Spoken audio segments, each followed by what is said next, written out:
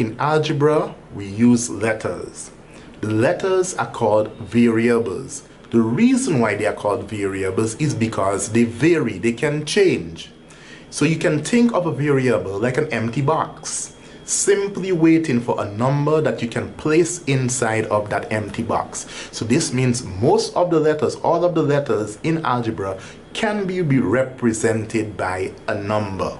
Some problems will ask you to evaluate the algebraic expression when they have given you what number represents the letter. Here's how we can use variables in a problem. If we are given this algebraic expression right here, and we are told to evaluate this expression when x is 5 and y is -4. The simplest thing to do is wherever we see an x, replace the x with a y, with 5, sorry. And wherever we see y, replace the y with -4. And once we do that, we will have already done the fact that the variable is represented by a number. So 5 represents x, sorry, and -4 represents y. So I rewrite my problem, keeping this in mind. So I see an x, I write a 5 plus 2, and this is a multiplication here, so I could write this. So once again, x is 5, y is -4. And once I have arrived at this step, I can simply go right back to my order of operation. Order of operation says I must multiply first before I add or subtract. So my problem simply becomes 5. Oh, one more thing. If we're going to multiply here, it is always best to look at your number with the sign that is in front of it.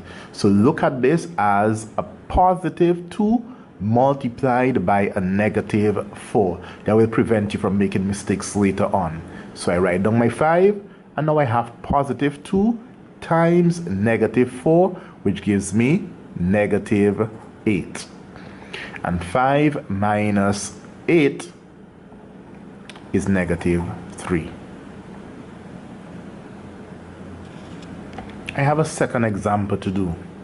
If I have this example which says 1/2x minus 2/3y, and I'm asked to evaluate this algebraic expression when x is 10 and y is 21. Again, the first step, wherever I see an x, I will put in the number, in this case which is 10. Wherever I see a y, I will put in the number, in this case which is 21. Remember, if I don't see any sign, that means I'm multiplying. So I can rewrite my problem as 1/2 has to be multiplied by x, so times 10, minus 2/3, which has to be multiplied by y, which is 21. And from here now, I go right back to my fractions. Remember, I must multiply before I decide to add and subtract. I can imagine this as 10/1, which means I can cancel this out. 2 into 2 goes once, 2 into 10 goes 5 times. Same thing here. I can imagine this as 21/1. So 3 into 3 goes once, 3 into 21 goes 7 times.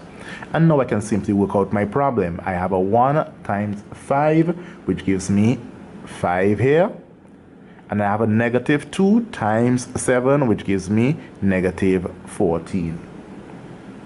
And from here I can see how nice and simple my problem looks. So 5 minus 14, answer becomes -9.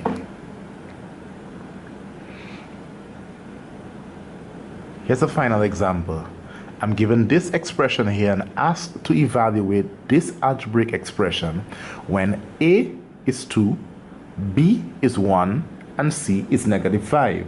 Remember again, your main point is wherever you see the letter, take the number and place the number in for that letter. So this is 2 times a, which means 2 has to be multiplied by a, which is 2. Plus 7 has to be multiplied by b. b is 1. minus c. So I remember I have a minus here, so I put my minus here, and then c.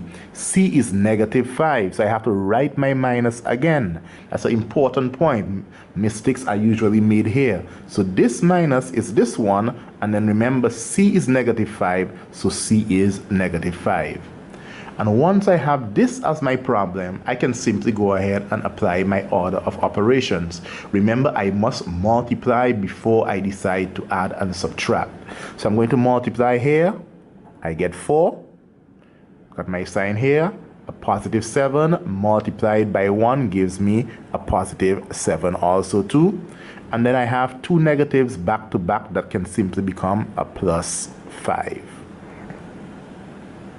And then from there, I continue with my problem.